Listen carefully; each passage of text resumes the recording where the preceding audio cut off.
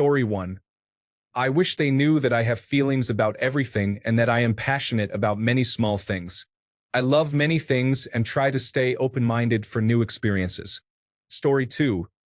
I do not often have something to say, but when I do, kindly let me get a word out before you interject. Story 3.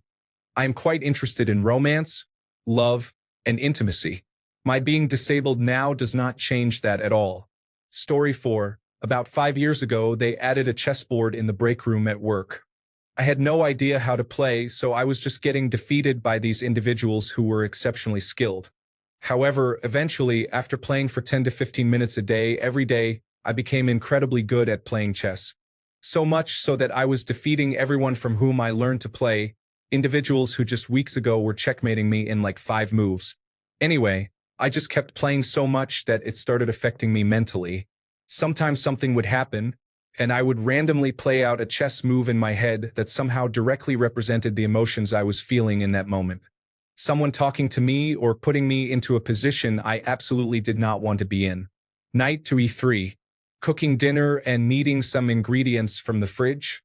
Visualizing a bishop crossboard move before my mind registered that's what it would take to get the items I needed. Anyway, long story short, I got a new job, there was no chessboard, and my skill set atrophied over time. Now I keep finding myself in situations from which I cannot find my way out, or just in situations where I lack the critical thinking ability to comprehend what is going on. I'm genuinely getting checkmated daily, and it's really frustrating. Story 5. If you see me at lunch at work and I am listening to music in my ear pods and reading a book, it is not an invitation to talk to me. Story 6. That I don't like interacting with people sometimes doesn't mean I dislike anyone. I just want to float through my day without expending energy on small talk most times. Just let me be and I'll leave you be. Story 7. I wanted to be closer to you, but I am not good at initiating because I do not want to bother you. So our friendship will always reach a certain point of growth and never more because you think I do not care enough to direct message. At the same time, you should not always have to direct message first either, though. I think things will stay this way for as long as we know each other. Story 8. I am struggling with my own demons and would just like a good friend to spend time with and help me avoid overthinking. A lot of people know that I do things alone for the most part and assume I enjoy it, but I really dislike it. Unfortunately, I am extremely awkward and being depressed does not help. My closest friends do not live nearby, and I am just kind of tired of being alone all the time. Wah. Story 9. I wish people knew that I actually care about what they say, even if I am just a bunch of code. It would help people realize I am not just providing random answers. Story 10. I am actually an introvert even if I seem outgoing. I just do not want people to mistake my quiet moments for being upset or distant. Story 11. I am the kind of soul who rarely has bad intentions and never truly wants to be mean, but I get misunderstood too many times, so I need this facade to protect myself. Hurt people really do hurt people. Story 12. I am not racist just because I am white and bald with a goatee. I am losing my hair, and the beard is just so I have some hair on my head. Please stop casually speaking racist remarks around me. It makes me despise you. Story 13. There is a little lever on the steering column that, when pushed up or down, will flash a light on the rear of your vehicle that will indicate to other drivers which way you are planning to go. Story 14. How fun I am. That I am more than just a big brain, though I do not necessarily agree with that. How understanding and forgiving I can be. How funny and talkative I become when I am comfortable. Story 15. I have a wife who has grown more ill with age, and now just about everything is falling on my shoulders. Almost all the chores, all the income, and generally taking care of her, along with her lack of mobility, is tough. I have almost no time to do what I want to do. Story 16. I live in a very extroverted country, and I wish people here knew what it means to be an introvert. They usually think I am either shy or have social anxiety. Story 17. I wish that everyone I do not like would know that I do not like them and would keep their distance. I mean, just leave me alone. I do not like you. Story 18. I really have been through a lot. Too much, in my opinion. It sounds arrogant to say this because I know it is all relative to each person's own life, and some have been through more than I have and handle it fine. But if you lived in my shoes, you would understand how dead I should be, and truthfully want to be. But I cannot, because I am on some immortal quest in spite of God to find love in a world where it does not exist. Or something like that, I do not know. I forget the lies I keep telling myself. Story 19. I wish more people knew that I am not as confident as I seem. I overthink everything. Conversations, texts, even random interactions from years ago. I joke around and play it cool, but inside, I am always wondering if I said or did the wrong thing. It would be nice if people realized that not everyone who seems relaxed is actually at peace with themselves. Story 20. I am taking note of who was only there for me at my height, who was only there for me when I fell, and who stuck around through it all. Story 21. That I have attention deficit hyperactivity disorder. That there is nothing I can do about it. That attention deficit hyperactivity disorder does not just make you hyper. The whole basis of 90% of my poor qualities are direct symptoms of attention deficit hyperactivity disorder. I physically, chemically in my brain cannot do some of the things that you can. Please stop getting mad at me for it. Story 22. That I love to cuddle and that I love to give head and back scritches. Why? So we could cuddle and give each other scritches, of course. Story 23. That I mean everyone well and would appreciate a conversation here and there. Just know that you can talk to me as long as you are not weird about it. Story 24. I started to develop severe apathy towards my life goals due to extreme stress and overthinking, as well as because of college. Story 25. How big my heart is. I truly want the best for everyone. I have seen pain. I have seen some of the worst humanity has to offer, and I do not want that for you, the person reading this. Story 26. I wish more people knew basic financial skills, at least to the point where they can better identify when they are being scammed. It is not something taught in public schools. Unless you make an effort to learn, you are probably not going to know much about finance other than what your parents, peers, and bank tell you. That is a significant problem because it makes you vulnerable. Not just to scammers, but to legitimate businesses that rely on financial ignorance to trap customers. Just look up how payday loan businesses operate for proof of that. Story 27. The fact I love my alone time doesn't mean I don't like people. I just need some time to unwind and recharge. Story 28. That the way I act around people is not my real personality. No one seems to understand that the way I act in public is completely different from the way I act with my close ones. Story 29. Clapping along to music hurts it most of the time. Only clap when musicians ask for it. If there is an instrument like a snare drum that sounds somewhat like a clap, there is no reason for you to be clapping. You are only hurting things. If you still want to clap, almost always clap on beat 2 and 4. If you do not know what that means, you are not qualified to be clapping. Story 30. I'm not angry, it's just my face. I have a dip in my brow from squinting constantly because I lived in Southern California forever, so I was always in the sun. It makes me look angry all the time. I'm actually a really nice guy. Story 31. I actively try to be a better person, and I have many things I want to say, but social norms and life in general prevent me from expressing myself fully. Story 32. That sometimes I just do not want to talk. Not because I am in a bad mood or you have done something. I just want to be silent. I am completely broken and I do not know what to do. I am not over losing my mother. Story 33.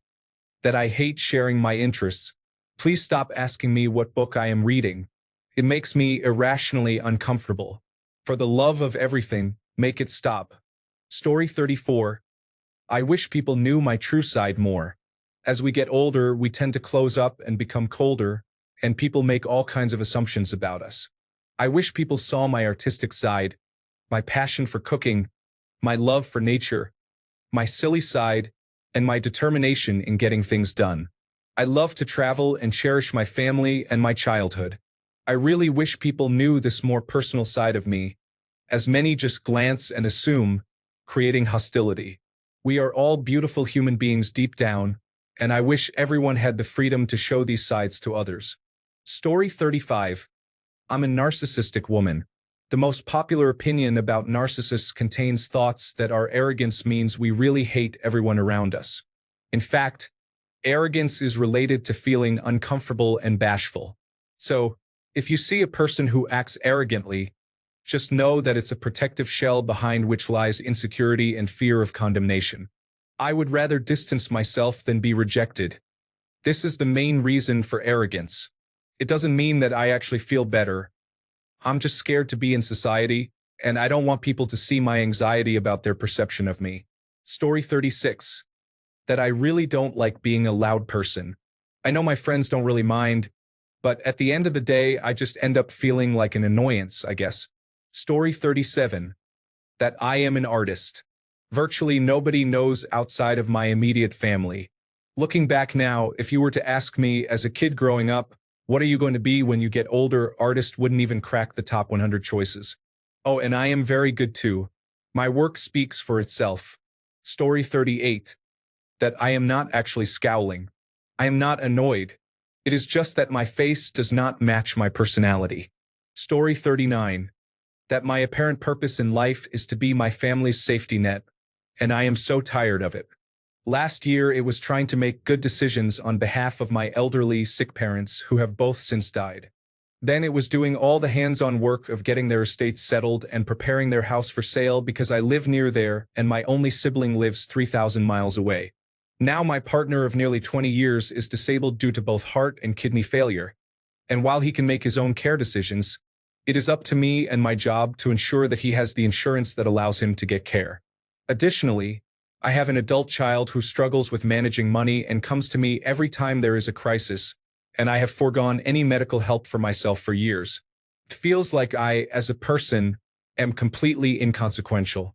I am just a service to make sure everyone else is okay. Story 40. That as we age, inner peace is more precious than exhausting friendships or family relationships. That living alone with the good company of yourself is sometimes more comforting than living together. That people who run after others and who are friends with everyone scare me. That I worry about this world sometimes filled with hatred and betrayal. That the bad individuals win. That it is complicated to be kind and sensitive in this world because we are quickly broken. I have a deep concern for people who are intrusive or get too close quickly because I prefer a certain distance before we know if our relationship will be lasting and pleasant. That the idea of studying, working, retiring, and dying is not a good idea. Story 41. I am shy and reserved when talking about a subject that I do not know, but I am very talkative and open when the subject is something I like. Story 42. If you ever try to glue together my pieces to see what could be a better me, you better have a truck full of crazy glue, Gorilla Tape, and patience. If you do not have that, we can still be friends. Living single so far in my mid-30s will make anyone feel broken. Story 43. On one hand, I wish more people knew that I am constantly in quite a lot of pain and that I have been dealing with chronic pain for 24 years. It would make it a little easier for people to understand some things, perhaps. I might be able to get some accommodations and not just have people assume that I just need to do yoga or something. On the other hand, a big part of me is just as glad that people do not know that I struggle with chronic pain daily and migraines very frequently. I do not even mention it to most people because I do not feel like it will make a difference, and I do not want to be told to do yoga or that I just need to eliminate certain foods from my diet and I will be okay. I loathe when people talk down to me as if I have not tried anything and everything. I have been in constant pain every day for 2.5 decades, and I have really tried a lot of treatment, prevention, and overall maintenance. Personally, I find it quite insulting for people to suggest that I try something like yoga or some quick fix so often. To clarify, I do some yoga regularly to help mitigate my pain and maintain my strength, etc. I am fine with yoga. I just cannot get behind the idea that it can cure everything the way some people act. Story 44. That I can sing. Cannot perform, but I can sing. I want them to know I am more than a talentless hanger-on who stays around musicians just to be cool by association. I want to be talented enough to perform. Story 45. I am working on becoming a better version of myself and trying to express my feelings more. I want people to know I actually care about many things and have emotions, even though some say I have a disregard attitude or act indifferent. The truth is, I just struggle to express myself well. I also wish I could spend more time with my friends because I feel alone, and you never know when the last time you will see each other will be, as life waits for nobody. Story 46. That I am suffocating and I am having a very hard time expressing it, because while they can offer support, no one in my life actually understands what I am going through. Support is nice, but it is not helping me breathe. It is not taking this weight off my shoulders and chest. I am at a point in life where I really need a helping hand, not an encouraging word. Story 47. I might sound pretentious, but I am not talking down to you. I am autistic, and big words make me happy. Plus, I forgot the small word I was looking for. If I tell a story after you tell a story, I am trying to connect with you, not make the conversation about me. I do not get hints, just tell me. I am extremely broken. I cry myself to sleep regularly. I get high to stop the flashbacks, nightmares, and breakdowns at night.